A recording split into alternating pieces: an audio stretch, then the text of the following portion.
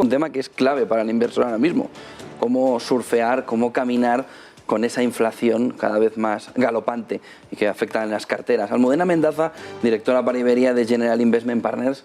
Bienvenida, Almudena. Buenos días, gracias. Está también con nosotros Sebastián Redondo, director de coordinación de estrategia de inversión de CaixaBank Asset Management. Sebastián, bienvenido. Buenos días. Y Lorenzo Coletti, Senior Sales Manager de Pictet Asset Management en Iberia y Latinoamérica. Bienvenido, Lorenzo. Gracias, buenos días. Almudena, ¿con qué escenario de inflación estáis trabajando ya?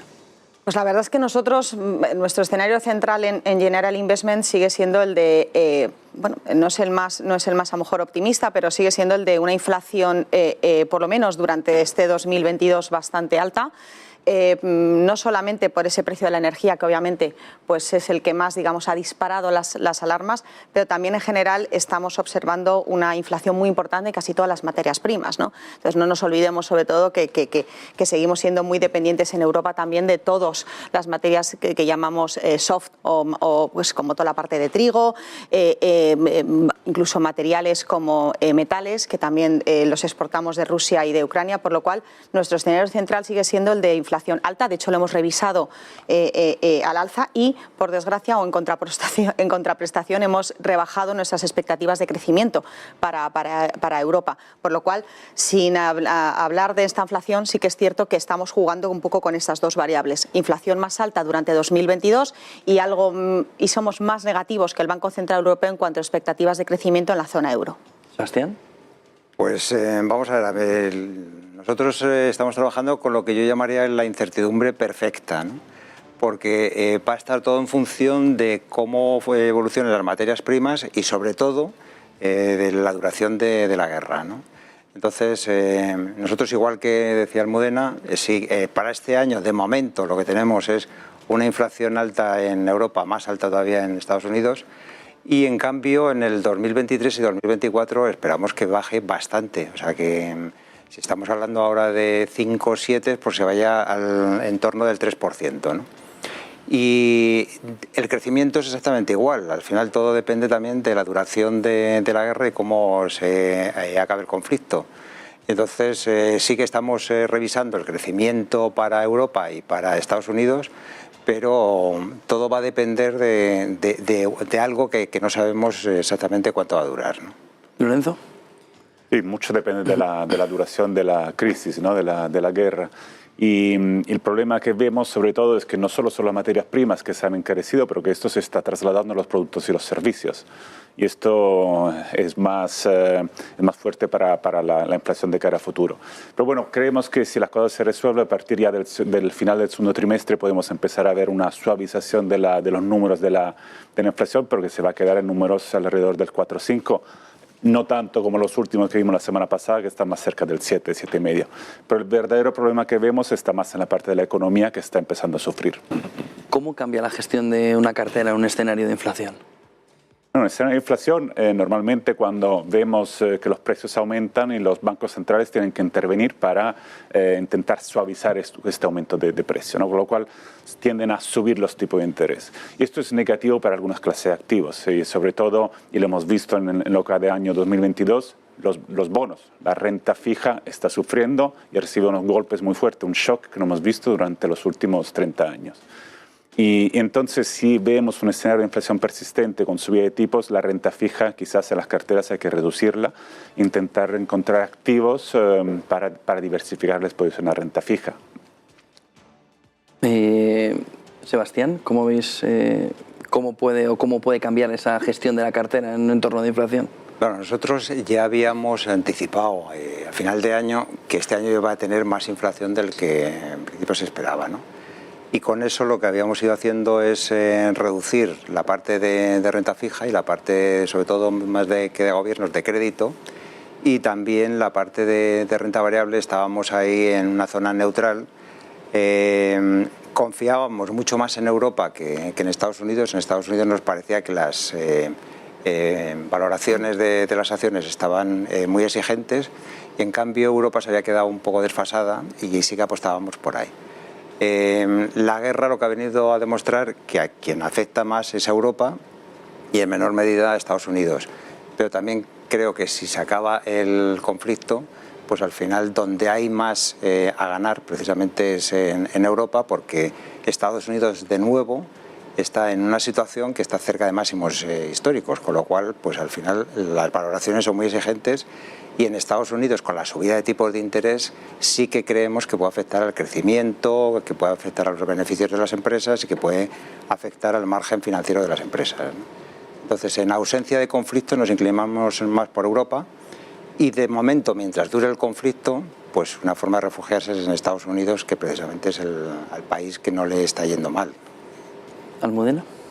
Pues mira, nosotros la verdad es que teníamos eso que recordar, y Sebastián lo ha hecho, que antes de que estallara el conflicto en Ucrania ya veníamos de un mercado un poquito complicado, con una inflación efectivamente que había sorprendido hasta el Banco Central Europeo. Es decir, ya veníamos también de una rebaja en valoraciones que algunos estaban tomando como una oportunidad para volver a la renta variable, a los activos de riesgo.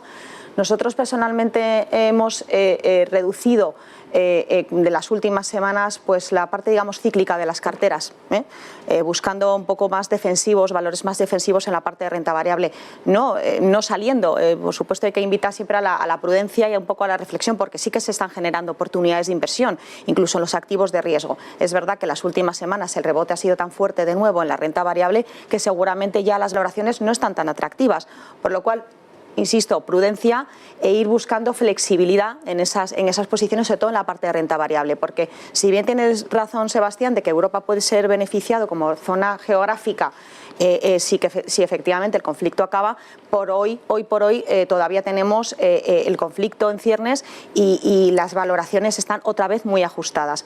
Nosotros, en cambio, en contraposición, sí que estamos positivos en crédito en Europa ahora mismo, de una manera, bueno, pues controlando muy bien las duraciones y la calidad crediticia, pero sí que estamos positivos en crédito, y claramente donde no estamos positivos en deuda gobiernos. No tiene sentido dejarle ahora mismo dinero, por así decirlo, prestarle dinero a los gobiernos, porque hemos visto que efectivamente ha sido el movimiento más fuerte en los últimos 30 años y lo único que vamos a hacer es seguramente incurrir en algún tipo de problema. Lo que está clarísimo es que al inversor lo que tiene que tener también en mente es que con estos tipos de inflación tener el dinero en liquidez tampoco es una opción, porque estaría perdiendo poder adquisitivo, por lo cual prudencia, flexibilidad e ir un poco reduciendo ese componente cíclico en las carteras. Desde nuestro punto de vista tiene sentido, aunque el escenario de conflicto se alargue. Sebastián, en este escenario, ¿qué os gustan? ¿Bonos ligados a la inflación? ¿Se puede mirar a China, que está como en una isla inflacionaria ahora mismo, incluso bajando tipos de interés? Vamos a ver, bonos ligados a la inflación. Ahí el problema es con lo que llamamos el break-even, que es a partir de qué momento te empiezan a dar buen resultado los bonos ligados a la inflación. Y en este momento el break-even está suficientemente alto de las expectativas a medio plazo. Es decir, estamos hablando de bonos que son, no es a un año, es a 5 o 10 años, ¿no? Entonces, la inflación ahora mismo que están reflejando esos bonos está en torno al 2,80 en Estados Unidos y 2,50 en Europa. Una vez que pase todo, seguramente la inflación media en los próximos 10 años no va a estar en el 7, estará más cerca del objetivo que tienen los bancos centrales, que es el 2%. Con lo cual nos parece que están reflejando una inflación que es demasiado alta. Entonces no nos parece que sea atractivo por esa vía. En el caso de China, ahí el problema que hay es cuál va a ser el papel de China en todo esto.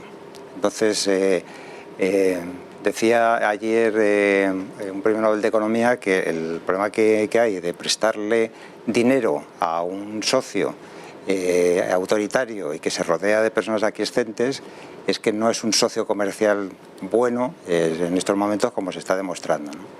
Entonces, en el caso de China, tenemos que ver algún avance en la posición que va a tomar internacional para realmente saber si podemos invertir o no invertir en ellos. El año pasado China nos la jugó con las tecnológicas, cuando todo el mundo estaba pensando que podía ser un buen activo para invertir, pues tomó una serie de decisiones que al final lo que hizo fue una caída brutal en bolsa.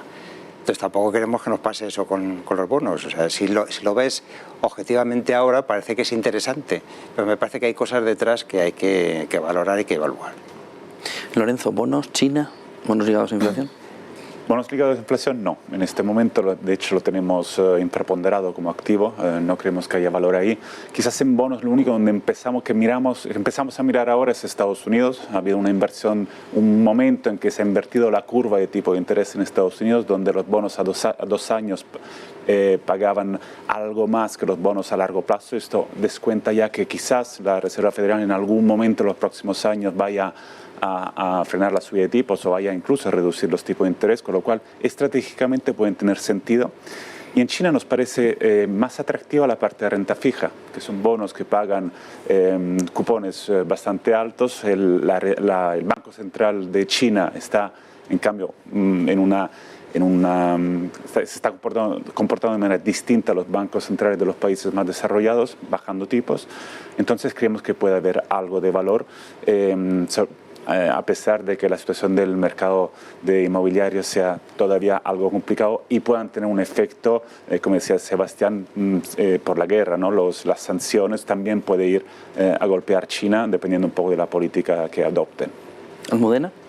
Nosotros en bonos ligados a la inflación, comparto totalmente visión, no estamos positivos.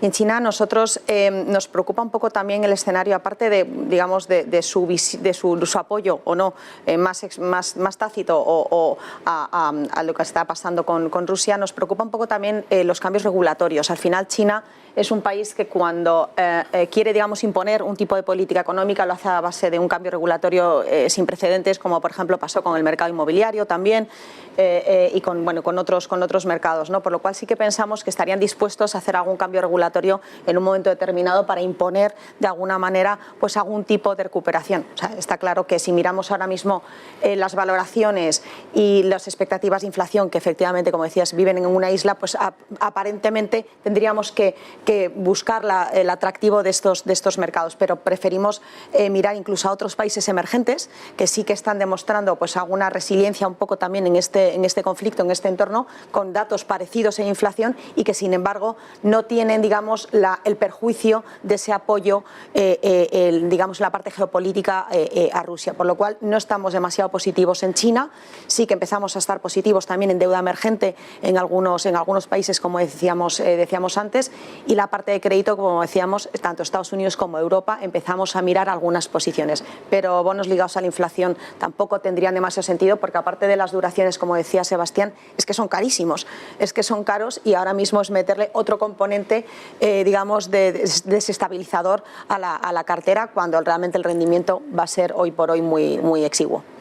Inflación impulsada sobre todo por costes de energía, gran plan europeo que parte de los fondos europeos irán a esa transición energética. ¿Es la transición energética, sin embargo, sí una espita de la que tirar para esa inversión a medio y largo plazo? Desde nuestro punto de vista, la transición energética, que efectivamente es algo que empezó mucho tiempo atrás y que ahora simplemente se podría acelerar esos planes, es algo por lo que debemos apostar, por lo que Europa apuesta a nivel más institucional y también las empresas privadas. Y efectivamente existen oportunidades. Es uno de esos factores que también, por otro lado, es inflacionista en cuanto al precio de la energía, porque tiene un coste, o sea, el abandonar esos combustibles fósiles tiene un coste, y eso ya venía pasando antes que empezara el conflicto, ya lo decíamos. Oye, esto tiene que ir poco a poco y efectivamente hay que ir abandonando una senda para empezar otra, por lo cual eso es inflacionista en sí mismo, pero por otro lado sí que pensamos que es parte del futuro de la independencia energética. Recordemos que el 58% de la energía que consumimos en Europa la importamos, es decir, es muchísimo. Entonces la transición energética hacia digamos, energías más limpias también pasa por liberarnos de alguna manera de esa dependencia que tenemos, no solamente por el conflicto que tenemos en el corto plazo, sino a medio y largo plazo, por lo cual nosotros apostamos claramente, pero también hay que ser selectivos y tener en cuenta que tampoco es barato hacer ese camino. ¿Lorenzo? A ver, nosotros hemos visto en los últimos años, sobre todo en los últimos 3 años, prácticamente todos los gobiernos de los grandes países implementar políticas expansivas en cuanto a inversiones en infraestructuras verdes. Y creemos que la situación actual no va a cambiar estas políticas, van a seguir apostando por ellas. Otra cosa es que tácticamente hagan políticas para ayudar a resolver un poco la situación, pero como decía Almudena, dependemos, en Europa por ejemplo, el 40% del consumo de gas viene de Rusia, el 25% del petróleo viene también de Rusia. con lo cual esta inflación del petróleo tenemos de alguna manera que aliviar, tienen que aliviar a la población, ¿no? Pero todo lo que hemos visto en los años anteriores creemos que se va a implementar de manera muy importante en los próximos años y esto no va a parar. Entonces vamos a ver un poco cómo va a evolucionar el petróleo en los próximos tiempos, pero estamos convencidos que desde un punto de vista de eficiencia energética, de inversión en inmuebles eficientes desde un punto de vista energético y renovables, claramente, el futuro es muy claro. Sebastián. Yo pienso igual que ellos dos. Lo que pasa es que al final todo lleva su tiempo. Me parece que no es algo rápido. O sea, yo creo que sí hay que apostar por las energías limpias, pero eso va a llevar un plazo a lo mejor de entre 5 y 10 años. Y mientras tanto, pues tenemos que intentar sacar energía de donde sea petróleo, energía nuclear o térmicas o... En fin, estamos en una situación que yo creo que no tenemos que desaprovechar nada, pero a largo plazo, desde luego, sí, estoy totalmente de acuerdo en que hay que apostar por este tipo de energía. Pues muchísimas gracias a los tres, Almudena, Sebastián, Lorenzo, gracias por acompañarnos, por mirar a la inflación con la mirada a medio y largo plazo. Buen día a los tres, buen negocio. Muchas gracias. Muchas gracias.